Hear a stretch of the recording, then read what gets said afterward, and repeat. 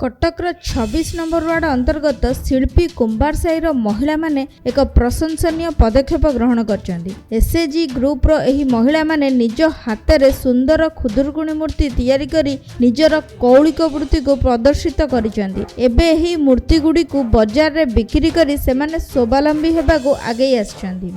या देखिले तो हमर ए सरकार जो जागा मिशन देई छन्ती ए जागा मिशन रे हमर एथरक भालकुनी रखिकी बेपार करूछु हम महासंघ तरफ।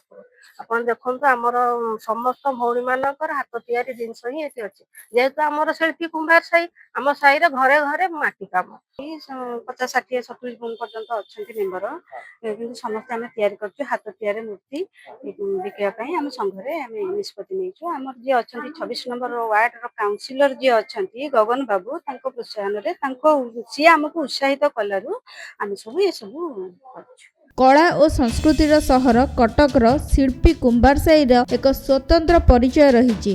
एठाकार कलाकार माने पूर्वरु देश विदेश रे निजर माटी कलार जादू देखाई प्रशंसित होइछन्ती। सेही परंपरा को बजाय रखी एबे महिला माने मध्य माटी काम रे निजर दक्षता प्रतिपादन करिसन्ती। कुंभार साईर जगा मिशन गृह रे एही मूर्ति गुडिकर एक प्रदर्शनी आयोजन करा जायथिला। एही कार्यक्रम रे स्थानीय कॉर्पोरेटर तथा बीजेपी युवा नेता गगन ओझा मुख्य अतिथि भाव जोग देथिले।